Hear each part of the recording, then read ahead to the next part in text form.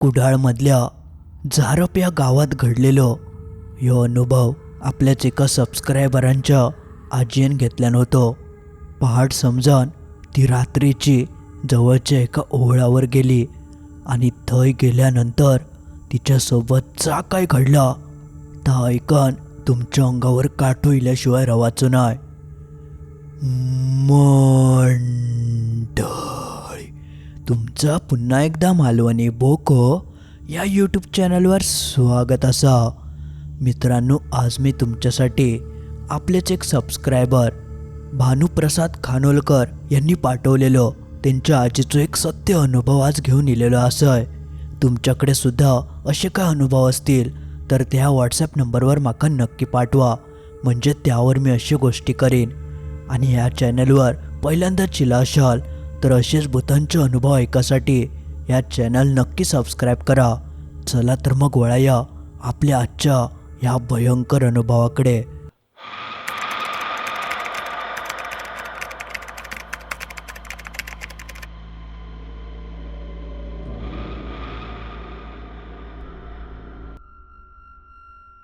सध्या मी रत्नागिरीत राहतोय, पण माझं मूळ गाव सिंधुदुर्ग जिल्ह्यातल्या कुडाळाजवळच झारप या गावात असा. कोकणातल्या प्रत्येक गावात प्रत्येक घराच्या उंबरठ्यात काहीतरी रहस्यमय आणि अंगावर काटे आणणारे गोष्टी हे चिकटलेले असतात. त्यातलंच एक असं अनुभव जो माझ्या आजीन तेव्हा घेतल्या नव्हतो तो आज मी तुमका सांगा केलेलो असय. ह्यो अनुभव मी कोणाकडसून असो ऐकाक नाय, कारण तो माझ्या स्वतःच्या घरात माझ्या आजीच्या आयुष्यातलो एक भयंकर प्रसंग आणि ही एक सत्य घटना असा. आणि ती किती भयंकर ह्या तुमका ऐकल्यावर समजातच. आधीच्या काळची लोक म्हणायची की भूल पडणं किती भयंकर असू शकता आणि ह्यो नेमको काय प्रकार ता तुमका आता ही गोष्ट ऐकल्यावर समजातच. ही गोष्ट साधारण आजपासून 50 ते 55 वर्षापूर्वीची असा. माझ्या आजीचं नाव होतं अन्नपूर्णा आणि आजोबांचा रामकृष्ण. गावातले सगळे आजोबांका आदरान भाऊ असं म्हणायचे. आमचं तेव्हा गावातलं घर हे हायवेक लागानच होता आणि घराकत लागान एकदम सुंदर जागृत असं श्री विठ्ठल रुक्मिणीचं मंदिर होतं आणि आजूबाजूक हिरवेगार मळे, भात शेती आणि तेकाच लागान खळखळ वाहणारे पाण्याचे मोठे ओढे, जे का आपण गावच्या भाषेत व्हाळ असं म्हणतो. तर त्या काळी गावातले बायका कपडे धुवसाठी, पिण्याचं पाणी भरूसाठी त्या ओढ्यांवर जायची आणि काही लोक तर पहाटे पहाटे त्या ओढ्यावर मासे, कुर्ले म्हणजेच खेकडे पकडूक मोठ्या प्रमाणात गोळा व्हायची. पहिलो पाऊस लागलो की त्या ओढ्यांका पाणी यायचं आणि पाणी इला की पहिल्या पावसातले मासे, कुर्ले हे मोठ्या प्रमाणात वर यायचे. आणि जुन्या लोकांचं पहिलं पावसाळं म्हणजे हे मासे आणि कुर्ले खाल्याशिवाय कधी सुरू व्हायचं नाही, ज्यामुळे ती लोक न चुकता आणि आवडीने ह्या सगळा करायची.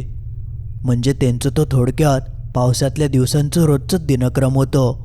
पण एक दिवशी असं काय प्रकार घडलं ज्यामुळे माझ्या आजीच्या आयुष्यात एक कधीच न विसरणारी भीती निर्माण झाली. नेमकं आता काय घडलं तर आता मी तुमका सांगतोय. एक दिवशी आजी आणि आजीचे सगळे घरचे जेवण वगैरे झोपले. तेव्हा सगळेजण 8-8:30च्या दरम्यान झोपायचे आणि तेव्हा घड्याळ वगैरे असायची, पण जास्त नाही. एखादा घड्याळ काहीतरी असला तर असला. आणि आधीच्या लोकांका तेवढी घड्याळा समजायची नाही. जे कोण थोडेफार शिकलेले असायचे त्यांकाच समजायचं की नेमके किती वाजले. तेव्हा आजीकसुद्धा फारसं काट्यांचं काही कळायचं नाही, पण आजोबांका मात्र सगळं आता व्यवस्थित कळायचं. तर एकदा झालं असं, रात्री सगळे झोपल्यानंतर अचानकच आजी एक जाग येली. शक्यतो मधी कधी आजी एक जाग येणार नाही. नेहमीचं दिनक्रम असल्यामुळे तिका सकाळी 4:30 नंतरच जाग यायची. जशी तिका जाग येता तशी ती आपली उठली आणि बाहेर येऊन बघूक लागली. त्या दिवशी नेमकी पौर्णिमेची रात्र असल्यामुळे बाहेर मरणाचा चांदणा पडला होता आणि असं वाटाक लागलं की आता पूर्ण उजेडाकच इला. पहाटेचे 5 वगैरे वाजत इले असतील असं काहीसं तिचं भास झालं आणि ती आपली रोजच्या सवयीप्रमाणे आपली नेहमीची कामं करूक तिने सुरुवात केल्यान. एका कमरेवर रिकाम्या पाण्याची घागर आणि दुसऱ्या हातात रिकामी टोपली. आजीक नेहमी सवय होती सकाळी उठल्यानंतर ती त्या जवळच्या ओहळावर जायची आणि थैचा पाणी भरायची. आणि बाहेर जास्त उजाडल्या नसल्यामुळे त्या टायमाक मोठ्या प्रमाणात कुर्ले किंवा मासे पाण्यात दिसायचे, ज्यामुळे बायका पाणी भरता भरता काही खेकडे किंवा मासे गावले तर पकडायची, जेणेकरून दुपारच्या जेवणाची सोय होय.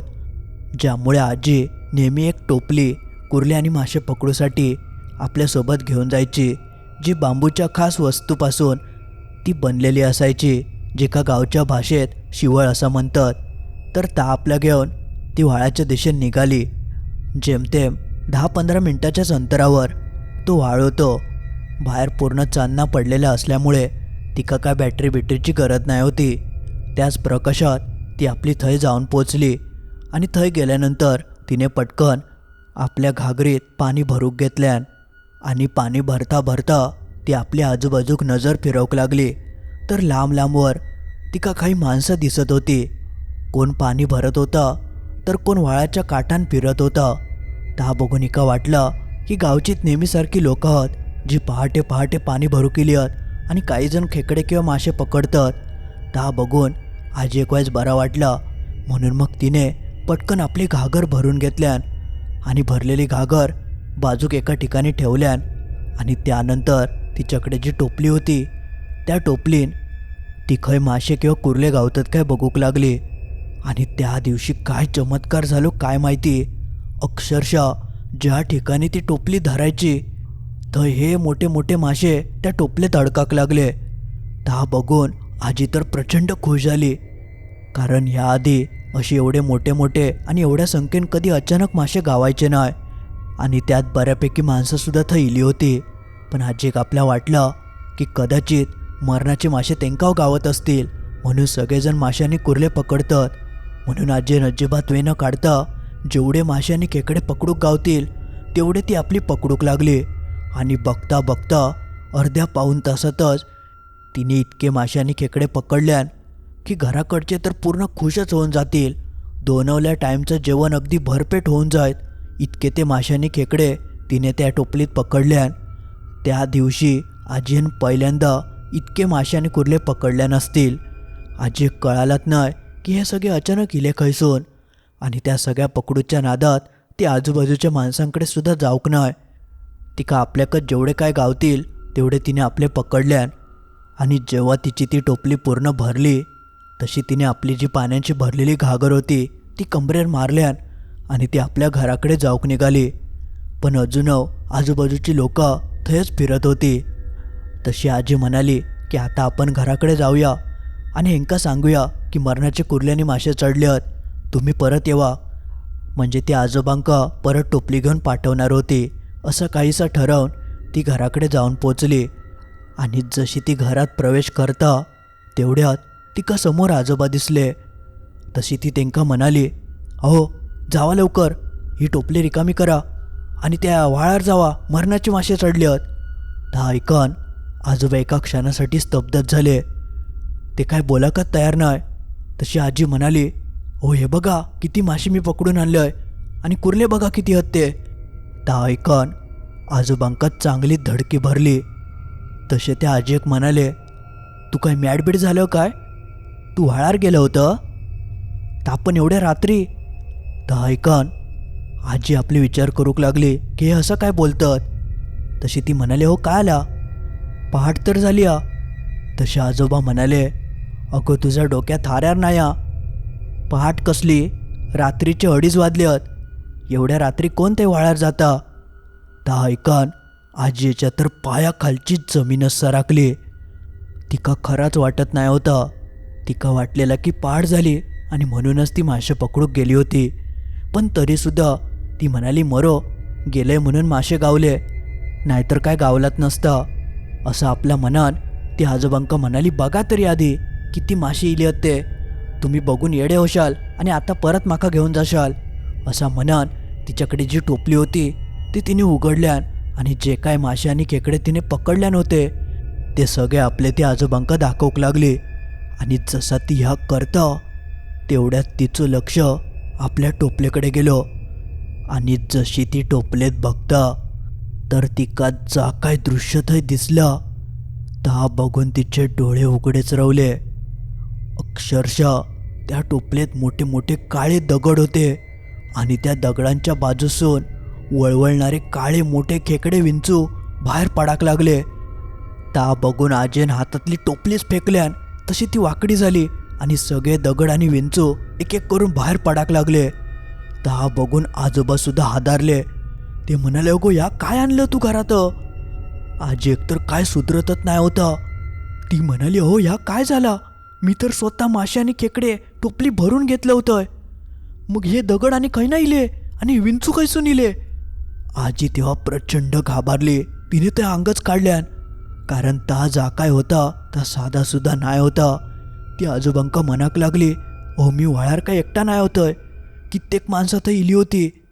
आजोबांका ता ऐकन लगेचच समजलं की हो जो काय प्रकारा तो भुताटकीचाच प्रकारा आणि आजी थंयच्या भुताटकीन भूल पाडल्यान. म्हणजे थोडक्यात तिका तो सगळं भास झालो. ती लोकाव खरी नाही होती आणि आजीन पकडलेले मासे आणि खेकडे सुद्धा खरे नाही होते. या सगळा थंयच्या भुताटकीनंच घडवून आणल्या नव्हतं. आणि जसं या सगळं आजीक कळालं तसं आजीन थंय अंग काढल्यान आणि ती जमिनीवरच कोसळली. मग आजोबांनी पटकन तिका सावरल्याने आणि बाजूक नेऊन झोपवल्याने. ती पूर्णपणे बेशुद्धच झाली होती. मग लगेचच आजोबांनी सगळ्यात आधी आजीन हाणलेली ती टोपली ज्याच्यात मोठमोठे दगड आणि ते विंचू होते ते सगळे त्यांनी बाहेर भिरकावून दिल्याने, जेणेकरून ती सगळी काळी किरीवारी सगळं बाहेर निघान जायत. कारण त्या सगळा आजीन घरात आणल्या नव्हता आणि त्या सगळ्याचं पुढे मग त्राससुद्धा होऊ शकता. म्हणून त्यांनी आधी ती टोपली बाहेर नेऊन टाकल्याने आणि मग आजी पाणी वगैरे मारून शुद्धीवर आणल्याने आणि मग त्यानंतर तिका वाईट थोडा आधार दिल्याने, धीर दिल्याने, पाणी वगैरे देऊन तिका शांत केल्याने. पण आजीन थंय चांगलाच अंग काढल्या नव्हतं, ज्यामुळे तिका पुढच्या तासाभरातच फणफणावून ताप भरलो. तेव्हा तर आजोबांका कळालं की ह्या काहीतरी भयंकर आणि ह्याच्यावर काय ना काय उपाय करूचच लागतलो. म्हणून मग जशी पहाट जाता तसं आजोबांनी गावच्या एका पुजाऱ्यांका बोलावून घेतल्याने पुजारी घराकडे इले. तेव्हा आजोबांनी ह्यो सगळं घडलेलो प्रकार त्यांका सांगितल्याने तेव्हा पुजारी म्हणाले की हा जवसर नवीना ताजा हा तवसरच आपल्याक काहीतरी करूचा लागतला. पुढचे 4 दिवस ते पुजारी रोज सकाळी येऊन घरात एक पूजा घालायचे. 4वले दिवस सलग आजी पूर्ण तापान फणफणत होती. तिका उठाची सुद्धा ताकद नाही, इतकी तिच्या अंगातली शक्ती सगळी निघान गेलेली. आणि ते पुजारी म्हणत होते की थंयची भुताटकी होती तीच सगळी हिच्या अंगातली शक्ती खेचून घेता. पण त्या पुजाऱ्यांनी अखेरीस कशी तरी त्या भुताटकीसोबत लढो करून तिका कसा तरी आजीपासून वेगळा केल्याने आणि सुदैवान थंयची जी भुताटकी होती जिका छलाओ म्हणतात तो अखेरीस आजी सोडून निघान गेलो. जरा जरी उशीर झालो असतो तर आजीचा काय झाला असता ह्याचा विचार देखील आपण करू शकत नाही. पण 4 काय 5 दिवसानंतर आजी एकदम बरा वाटाक लागला आणि पुढच्या आठवड्याभरातच ती आधीसारखी एकदम ठणठणीत झाली. पण तो सगळं प्रसंग इतकं भयंकर होतं की संपूर्ण गावात जेव्हा या सगळ्याची चर्चा झाली तेव्हा सगळ्यांची बोबडीच वळली होती. तेव्हापासून खयचंच माणूस वेळ नेमकी किती झाली किती वाजली ह्याची खात्री केल्याशिवाय ते व्हाळावर वगैरे जायत नाही. कारण अशा पाणथळ ठिकाणी रात्रीच्या वेळेत जाणं म्हणजे जीवाशी खेळ आणि खूप भीतीदायक असतं. आणि त्यात आजी एकटी गेलेली असल्यामुळे तिच्यासोबत हे सगळं प्रकार घडलं. आणि ह्यो प्रकार इतकं भयंकर होतं की तिने त्याचं चांगलं धसको घेतल्यान. तेव्हापासून ती पहाटे एकटीच कधीच जाऊक नाही. आजूबाजूचे बायका उठल्यात ह्याची जाग घेतल्याशिवाय ती कधीच घागर घेऊन बाहेर पडली नाही. तिच्या कोणतरी सोबत असल्याशिवाय तिथं जायची नाही आणि पूर्ण बाहेर उजाडल्याशिवाय ती तर घराच्या बाहेर पाऊल ठेवायचीच नाही. इतकं तिने त्या सगळ्याचं धसको घेतल्या नव्हतं. तिच्या जीवनातली ही भीती अजूनही कायम असा. इतकं तो सगळं प्रसंग तिच्यावर ओढावलं होतं. आजीन जेव्हा हे सगळं प्रकार माका सांगितल्यान तेव्हा अक्षरशः माझ्या अंगावर शहार इले होते. इतकं तो सगळं भयंकर प्रकार होतं. मंडळी आज पुरता एवढाच.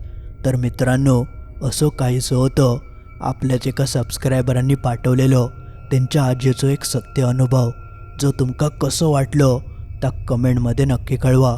आणि तुमच्याकडे सुद्धा असे काय अनुभव असतील तर ते ह्या व्हॉट्सॲप नंबरवर माका नक्की पाठवा, म्हणजे त्यावर मी अशा गोष्टी करेन. आणि अजून तुम्ही हे चॅनल सबस्क्राईब करूक नशाल तर लगेच सबस्क्राईब करून टाका. चला तर मग लवकरच भेटाया असंच काहीसं भयंकर अनुभव घेऊन बुधवारी ठीक रात्री 10:30 वाजता.